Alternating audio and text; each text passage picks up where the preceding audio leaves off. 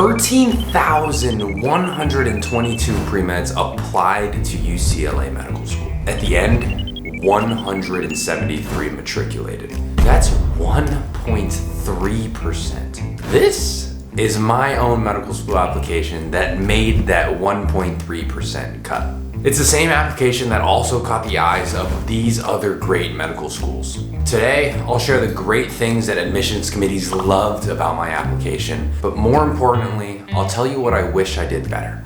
This application got me into UCLA Medical School.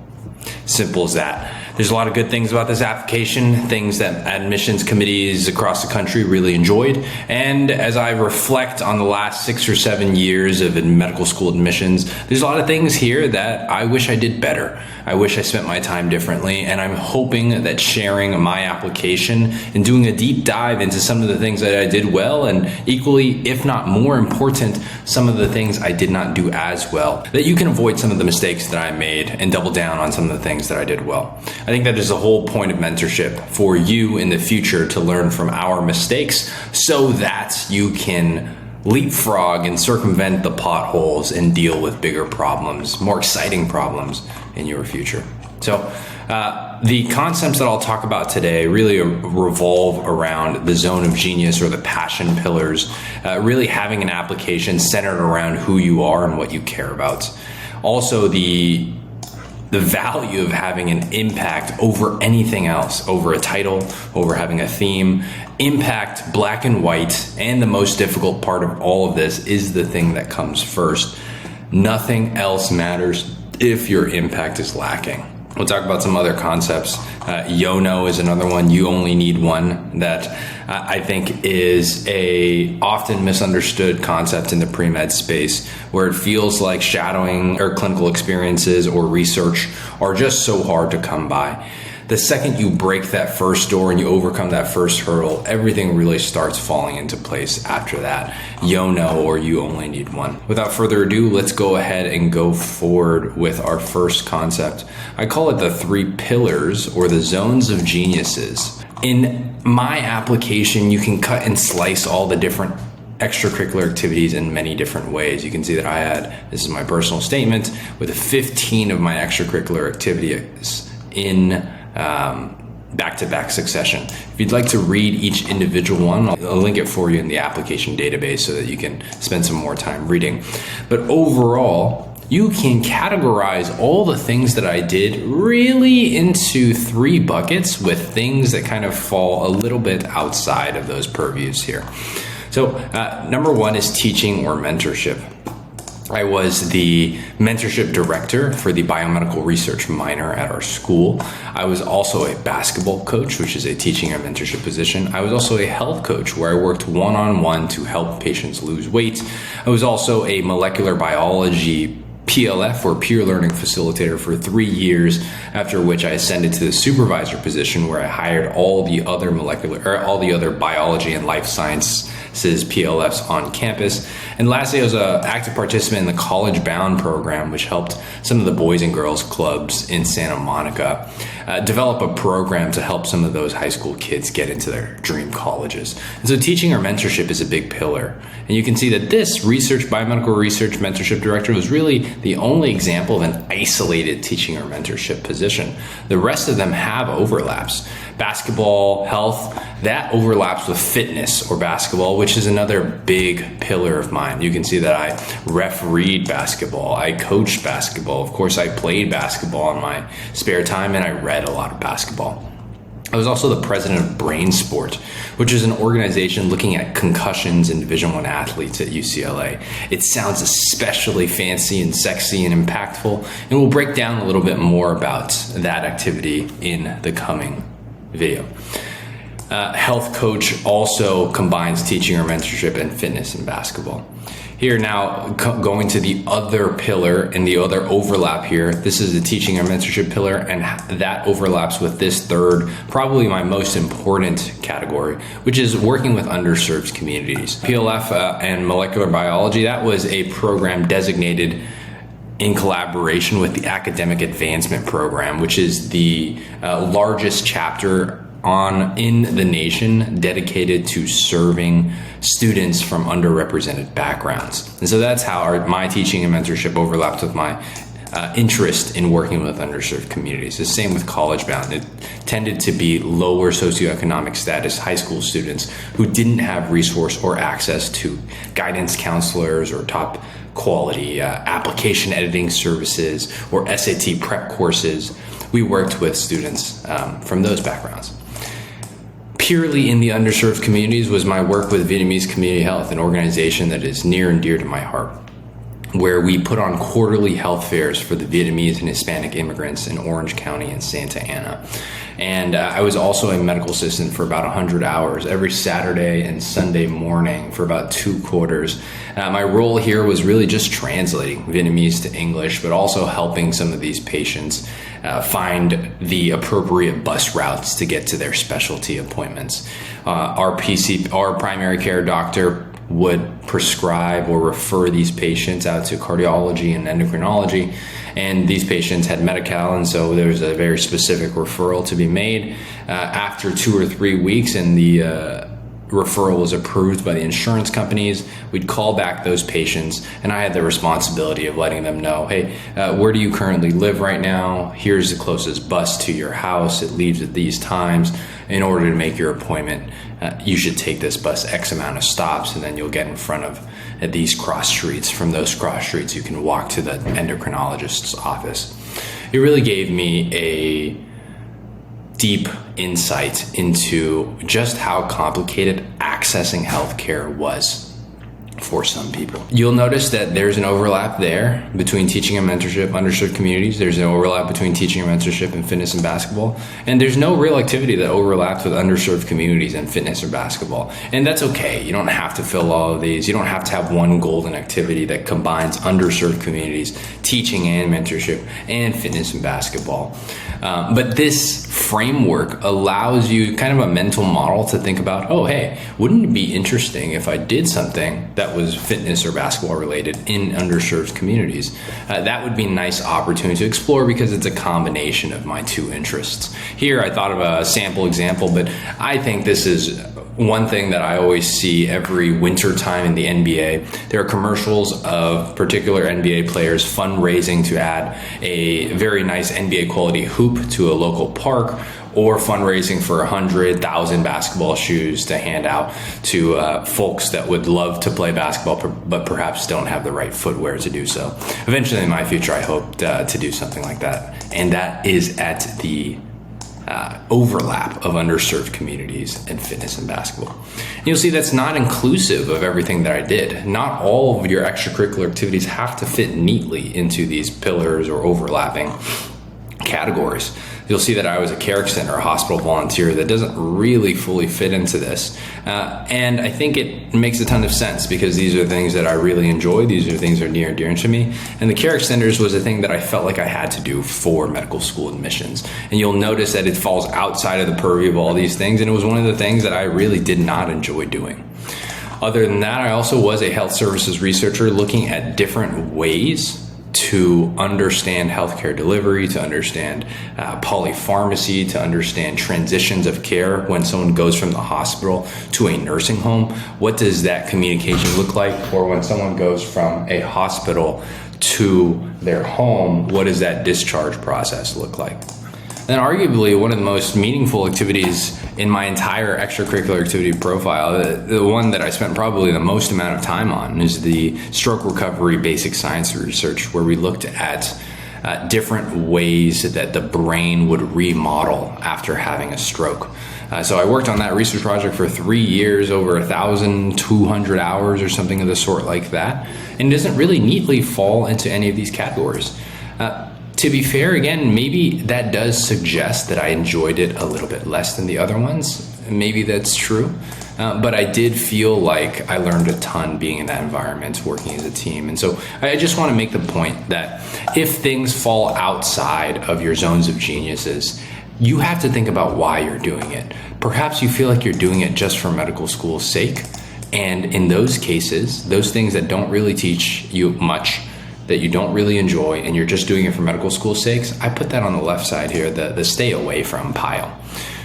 And then on the right side, things that you feel like you're probably doing for medical school, but you don't really genuinely love in these 3 pillars. However, you are still learning a ton from. I learned a ton about what it looks like to go from hospital to home, hospital, hospice, hospital, a skilled nursing facility.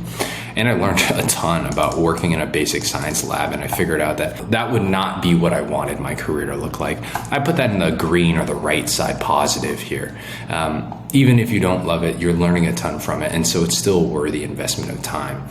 The question that I like to ask myself is, if this had no impact on whether or not I got into my dream medical school, would I still do it because I like the people that I'm working with, I enjoy what I learn and what I am learning in that experience? Then I think it is a worthwhile endeavor.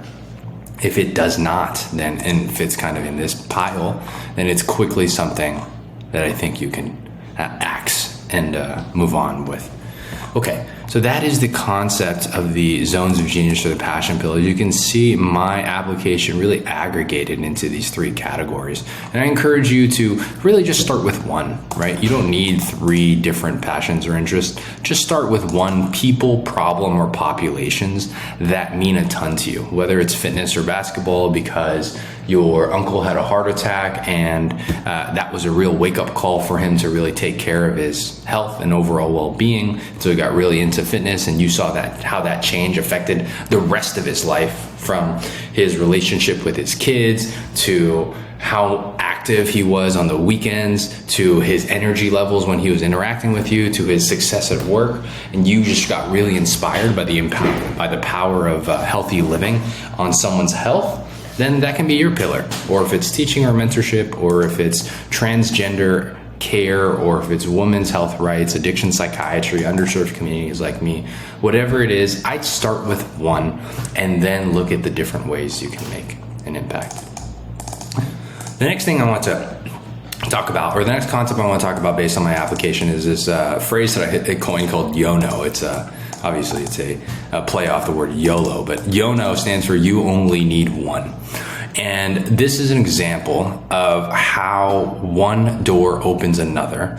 And if you are struggling to find opportunities, just recognize that when you have that one opportunity, it often opens many, many down the line. And I'll give you an example. So eventually, I don't know if this is on this particular application or not. I don't believe it is. But this health services research assistant position that was 200 hours long ended up in 3 separate publications. It ended up 3 separate publications. It ended up with shadowing with one of the physicians at Cedars-Sinai, and it also led to a letter of recommendation. How did that happen? Well, if you backtrack, all that work was with Dr. S and then Dr. P. Dr. S and Dr. P I met because Dr. S, when she was a graduate student at UCLA, she was actually my freshman year TA. And during that class, I got really, really engaged and involved because it was the first class where we had our own individual projects, and I was challenged to think independently. And so I took that project, that final project where we were to design an experiment and write up a research proposal. I took that really seriously, where every single week I met with her, I workshopped some ideas with her, and then by the time that the semester or the quarter had ended, we had built a pretty strong relationship. When she graduated from her PhD program, she worked at Cedars-Sinai, where she was working on a lot of health services research with Dr. P. Dr. S introduced me to Dr. P. I built a relationship with Dr. P that led to a letter of recommendation, that led to shadowing with Dr. P. And eventually our work, the 3 of us, led to 3 publications. One freshman year TA fortuitously leads to all these open doors down the line. I think it just shows the importance of doing a good job with every opportunity that you have, but also recognizing the concept that an initial opportunity, just the one, is all that you'll need to open the next. Another example is I had a ton of difficulty finding a shadowing position. I don't come from a family of physicians. I don't have connections in that realm. In fact, I have one uncle, second uncle, or whatever it is, cousin, third removed, who is a physician. And the only unfortunate part of that is that he hates me and that side of the family because there is some kind of like mismanagement or disagreement with my late grandmother's care. And so we don't even have a good relationship to start with. And I say that to transition into the fact that in order to get shadowing, which I knew was important for me to understand medical school admissions a little bit better, or medical school and being a doctor and what that was like a little bit better, I had to do that nightmarish thing that every Redditor, every student doctor networker talks about. Calling clinics, emailing a ton of them.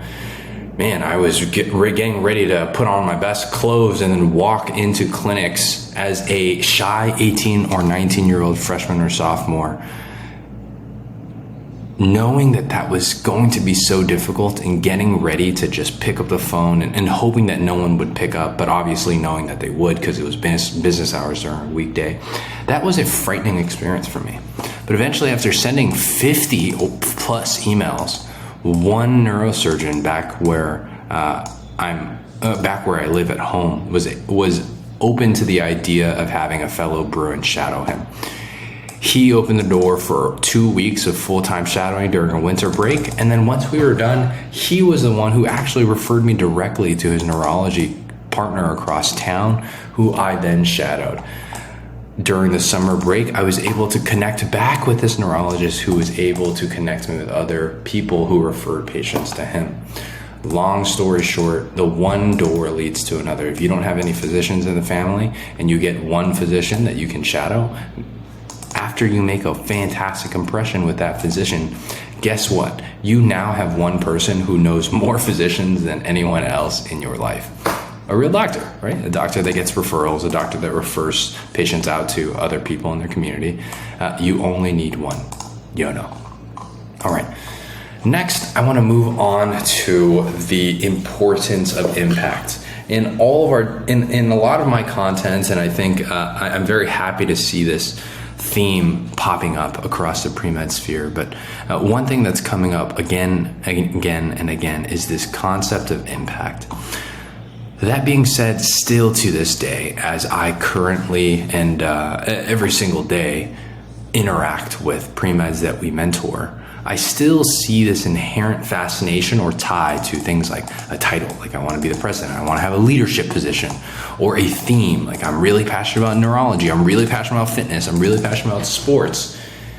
And I still see an underappreciation for the level of impact. And so I wanted to give you a sense of what an activity that had seemingly everything looks like when it doesn't have impact. Let me give you an example. Here's Brain Sport, where I was the president of this organization, spent 175 hours over 3 years. Experience combines my passion for sports and medicine. I helped found and am the president of the Brain Sport Undergraduate Division, a group of students who assist with baseline testing, which are student athlete assessments. We measure balance, eye tracking, reaction time to service benchmarks should the player receive a concussion. Because baselines are seasonal, I started additional projects, including a mentorship program with the medical school, concussion lesson plans for neighboring high schools, and research proposals with baseline data. I learned how to lead, delegate, keep people accountable, and develop infrastructure for long-term projects. Okay, even though it sounds very impressive, long story short, not a single medical school asked me about this organization, and I think for good reason. They could see through the fact that this was an empty title. I was a president of an organization that met once every 2 weeks. We would say hello for the first 30 minutes and hang out, and in the last 30 minutes talk shop about some random projects that honestly we could have done in half a week if we all put our minds to completing it.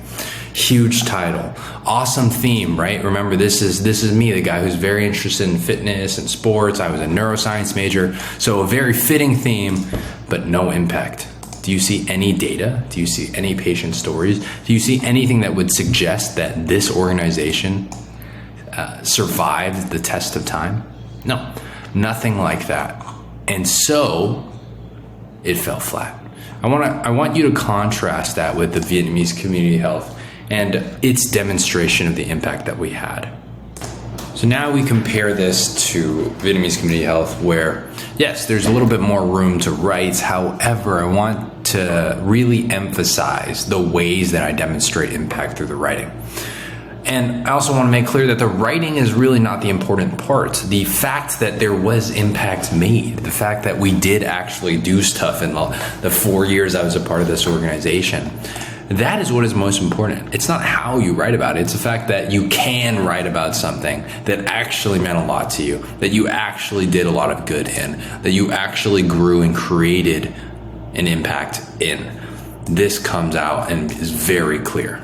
So in 2006, 5 students founded VCH with health is gold in mind. And I wanted to just point your attention to this here. At our last health fair, the average annual income of our 150 patients was $10,000 to $30,000. 37% had no insurance and 48% spoke little to no English. 60% were at risk for hypertension, 33% had abnormal hemoglobin levels, and 10% showed diabetic sugar levels. This updated health information, otherwise inaccessible to our patients, empowers them to take health into their own hands. This is just data. It's objective. It's not sensational. I'm not painting you a picture, a flowery story. I'm not trying to convince you of anything. I'm saying this is our data. This is who we worked with. This is who they are. You can interpret it as you like. It's the cold, hard truth. And now, more data. I've applied to 12 funding bodies, earning $21,000. Do you think doing something like that just happens by accident? No. I'm not trying to bring myself up or boast or demonstrate this like false confidence or ego, but I'm trying to say that you don't get into medical school, into UCLA, into UPenn, into all these other dream medical schools, whatever yours is. You don't do it by accident. You do it by earning these positions, a position that has that level of responsibility. You're not going to walk off the street and get an opportunity to be the point person to convince 12 funding bodies and organizations to give you money. No, you have to earn that leadership position. You have to have the skills to do that. In fact, I didn't have the skills. The first time I applied, I was rejected the first time I applied, and I had to wait an entire year before getting an opportunity to do this again. Leadership without impact is a false title. Titles actually don't matter. It's the roles and responsibilities and the skills that are required to create impact like this. Those are the things that matter. Okay, so we talked about tracking how this money and things of that sort. Okay, great. So Vietnamese community health also taught me that medicine is founded on more than just disease, pathology, and drugs, right? It requires money to bring people out and rent venues and buy supplies. It requires volunteers and people who can build trust, who can speak native languages, who can show people where their next appointment is, who can help them manage a computer application form or call the right number on a phone to speak with a representative to get these patients actual health insurance. Those are the things that true medicine, true healthcare is built on. In fact, I think that the disease pathology, diabetes and heart disease, while they are infinitely complex, I do think that the humans behind it and getting them access, especially in these communities, that is much more difficult to do. And I can only tell you all of this because I was so involved in this organization. What can I tell you about concussion care at the Division I athletic level? I can't tell you much, right? Compared to my colleague who was the president after me. He worked as a football equipment manager, directly installing these impact velocity sensors into the helmet, measuring the velocity and acceleration that the heads took when they took a big hit like that, right? He can tell you a little bit more about the mechanical engineering, how they use that data, how coaches and trainers look at these readings and say, hey, I'm just really not sure if you're ready to play because 3 months ago you were able to react at a speed of 0.5 seconds, but now your reaction time after that big hit was 0.95 seconds. It's almost double as long as it originally took. Because he made a larger impact, because he had more skills, because he has more responsibilities, even though he didn't have the title, right? He was a volunteer at the time.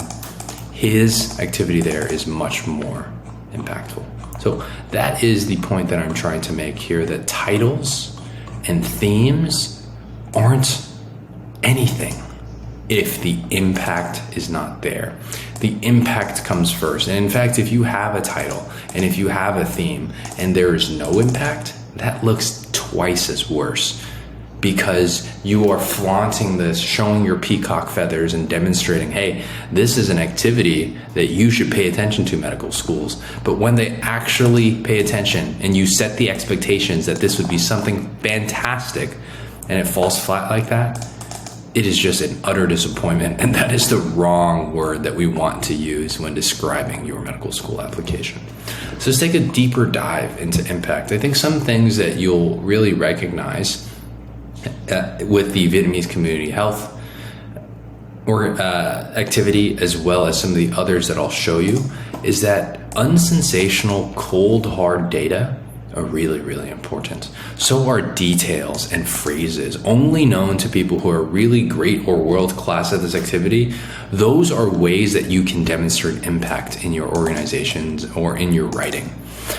There's this fantastic story about Larry Bird, one of the Boston Celtics Hall of Fame basketball players, who used to know exactly where some of the soft planks, the wooden planks on the floor of the garden of their home arena was. And he would encourage the players he was guarding, he would encourage them to go in a certain direction, because he knew when they hit one of those soft planks, the ball would bounce in a different way, and that would be the exact second where he would go for the steal. He knew details down to the 1 or 2 planks on the court that he could get a micro advantage from.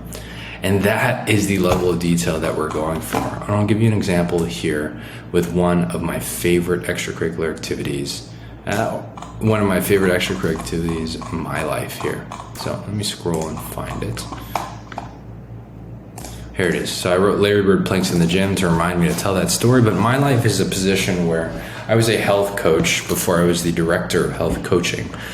In my role as a health coach, I had one-on-one interactions with patients who were overweight and were interested in losing weight. What we did was we partnered them with a coach, that was me, and then we offered them a Fitbit to track some of their metrics. Every single week on Friday, we'd have a 1-hour phone call, troubleshooting the week prior and then game planning for the week ahead. And every 2 Wednesdays, he would send me every single thing, a picture of it. Every single thing that he ate that day, that we were calling those food diaries. And by sending us a picture of what he ate, he was able to reflect on, okay, well, this is what's in front of me. Like, is this going to actually help me get closer to my weight goals? It helped him be a little bit more present with what he was putting in his body. And I want to show you some of the details that my first patient, Ben, I've been using the pseudonym Ben for him for so long, I actually don't remember his actual name. But Ben was my first patient. He weighed 244 pounds, a very specific number. I remember him weighing in like that, and he made the comment that said, whoa, that's higher than I thought, right? Because I think he had a scale at his house that was a little bit less calibrated. And it was 70 over the upper bound of healthy for his height. One detail here that I underlined, driven by disgust, he didn't walk in the sun because he hated feeling sweaty. The full story of this is that he told me that he wanted to lose weight because he felt so embarrassed to walk out into the Los Angeles concrete, because there was a time where across the street, these 2 really young, attractive women were pointing at him and laughing because he was wearing a white shirt just like mine right here. And he was sweating through it. And being a little bit overweight, it was difficult to breathe and walk with all that extra weight. The bright white shirt had turned into this kind of dirty gray, and that dirty gray was clinging to his skin and extra fat and things of that sort. And just that image has never left him. And that story has never left me. Those specific details, down to how the shirt was feeling on his body, the faces and the pointing of the woman across the street. Those are the details, just like Larry Bird and his planks, but those are the details that show the reader that, whoa, like this guy knows and this guy really lived that life, right? It is these concepts or it are these phrases and the way that people describe things and tell their stories that I want you to hold on to, because those will be the signals for readers to demonstrate, hey, like that guy definitely made an impact. He had a role and responsibility, and he was very present during it. Other examples, right? I helped associate him watching the TV show Modern Family with concurrent rock climbing on his machine. I remember he used to have this nightly ritual where he would walk down to his local gas station, pick up a 6-pack that was cold from the fridge, and then walk right back, sit down on the couch, drink that 6-pack, and just enjoy the Modern Family before knocking out on the couch, rushing off to work in the morning. He was, in fact, so drowsy and so not well rested in the morning that he woke up late and had to Uber to work and then Uber home. And I remember just making that small change of taking away the liquid calories of the 6-pack of soda that he drank every single day, and swapping it with a sparkling water or a zero-cal flavored drink. That immediately shed weight from him, right? By the 3rd week, he lost 6 pounds. By the 10th week, he lost 10. Instead of driving, we were able to now just get him to a point where he wasn't sleeping with a load of caffeine in his blood. But now he was able to wake up better rested. He walked to work. He took an Uber home, right? Ben always had all these things inside him. He just needed someone to guide him. And Ben, trusting me with all of his insecurities and his vulnerabilities and his truths, these are the details that I remember to this day. Those are the things that show that I was an active participant in this relationship, that we made a huge impact together. And the data doesn't lie. By the 10th week, he had lost 10 pounds. By the 16th week, he had lost 16 pounds or something of the sort, and he kept that weight off, right? And there are other phrases here. Association, right? If you were a psychologist reading this piece, you would understand this comes from behavioral economics or behavioral psychology, where you're trying to tie two things together in your mind. It's the classic example of having someone brush their teeth and having their floss right next to their toothbrush. Eventually, you can't do one without the other. Right. Another one is, instead of driving, he walked to work. This is another classic concept in habit formation called replacement, where you take a certain habit and you replace it with something that is just close enough, but is actually much better for the person. The Coke and the flavored water is another one. A driving instead of walking is another one. And so these are the phrases that demonstrate mastery in that position. I mean, I am by no means a master weight loss expert or a master behavioral health clinician, but I am someone who has had much more experience in that realm than other people, and those phrases demonstrate it. Now, on the negative side, you can tell when something is not impactful because you'll see these generic aphorisms or this very flowery, meaningless language. We showed a little bit about it in the brain sport example, but I want to show you this care extender example as well. While I connected calls to staff, I maintained high-touch areas and assisted low-mobility patients. These big adjectives that actually don't really mean that much. I learned most when interacting with patients more intimately, feeding them, okay? Well, over time, I began to understand what it meant to be a patient with acute or chronic disease. If you take one step back and think about it, that's a crazy sentence, right? Because disease is either acute in the short term or long-term chronic. So I understood after 343 hours of just sitting there at the hospital, I understood what it meant to be a patient with all disease. It's kind of a big sweeping statement. There's no detail there. And because the detail is not there, because the data is not there, it's the lack of genuinity becomes very apparent. Working in a trauma hospital showed me many components of day-to-day medicine: the teamwork, the red tape, the long hours, and above all, the satisfaction this field provides. Again, not very clear what exactly it is I mean, because there are no stories, there are no data, there's no demonstrable evidence of impact, and it shows. All right. So now we're going to wrap up this video of my application review with this last concept of understanding the importance of time. My care extenders hospital volunteering experience that we just talked about, that was 343 hours. No one asked about my hospital volunteering. Not a single one of my interviews. Of the 35 schools that I applied to, all these schools, not a single one asked about my hospital volunteering, and yet I spent the most time in it. Secondarily, I was an intramural referee. I spent 107 hours. Conversely, even though it was a third of the time, every single school asked about it. And it's not because it was unique. I don't want you to get the wrong impression. I want to share this experience with you so you can actually see what made it so interesting to people. So I enforce rules and regulations. I make it a safe environment for people to enjoy basketball. To be effective, I must communicate well with my partner official, display confidence when making calls, and consistently troubleshoot concerns. I've learned that officials have a core impact on the flow and outcome of the game, but it also comes with responsibilities, and people that aren't satisfied with my decisions aren't afraid to let me know. The soft skills, most notably hearing and appealing to frustrated players' concerns, can be reapplied to patient care. Many people will be frustrated with their current health, and no one likes being sick, right? And effective doctors, as I want to be, will be able to navigate that well. Every single medical school asked me an example of a difficult situation, and the first thing that comes to mind is when I was refereeing a very key semifinal game for intramural basketball.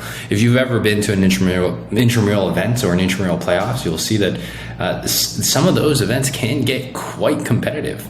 And this was one of those nights where at halftime, I had both team captains come up to me individually and then together, expressing their complaints about how inconsistent we were at calling the fouls, at letting people play. It was one thing from my referee, one thing from my partner, one thing from our third partner. And so we all had to come together at halftime, the referee, the team, to decide how we were going to handle things going forward. And it is examples and stories like that where we came to an agreement that we were going to make sure that we set the tone early and say that these things are allowed, those things are not allowed. We're communicating that with the players, that any hand checks that impede player progression forward or any dirty plays would immediately be escalated, things of that sort. We made it very clear that this was our domain to handle, and we wanted the players to really just enjoy the moment and focus on the competition and not worry about the refereeing. We were going to make it fair, and that was our value, and this is how we were going to do that. Having that communication and having that conversation at halftime was one of the hardest things that I've ever done. Talking to people that are 6'4", towering over me, and they're taking this seriously, very, very seriously. And being able to build that relationship with someone who is just so hyper competitive in that moment was one of the greatest skills that I ever had. That story and that experience was of interest to every single medical school that I interviewed at.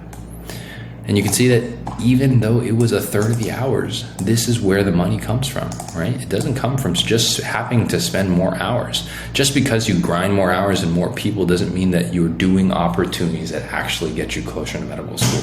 And I think if anything you take away from this video, it is that your desire to work more hours, if it is not used in a productive way that actually makes you a more competitive applicant for medical school, the only thing that it is doing is taking away your energy, taking away your level of competitiveness, and feeding your ego.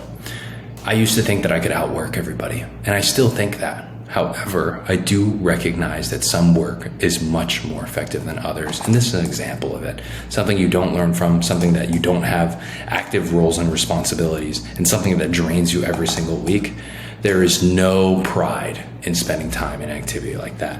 And for me, that was care centers. For you, care centers might be the thing that you absolutely enjoy. And if that is the case, I'm very happy that that is your truth, and you should spend more time in it. But the concept is what matters. You don't enjoy it, you're not learning, your impact is low. There's no reason you should spend a single minute on something like that. College Board, where we helped these underserved high school students have a more fighting chance at some of their dream colleges. I only spent 45 hours there. It was 2 hours every 2 weeks for about a quarter, where we developed a curriculum, presented it every single week, and supported all of these students' applications. It wasn't a lot of time, but yet it was one of the more meaningful experiences on my interview trail. And lastly, a medical assistant. There are applications that I've reviewed that have had scribe positions for 1,500 hours, that have had EMT positions for 3,000 hours. The longest I've seen was a plastic surgery medical assistant position for 4,800 hours. You don't need to spend that much time to take away some of the details, phrases, and impacts that you need and want to make in these communities. I was a medical assistant for 98 hours. All I did was help older Vietnamese immigrants find their way to their specialty appointments, help appeal some of their insurance concerns, help some of them sign up for insurance, help some of them just get on the right bus to get home. That was impactful for me to learn.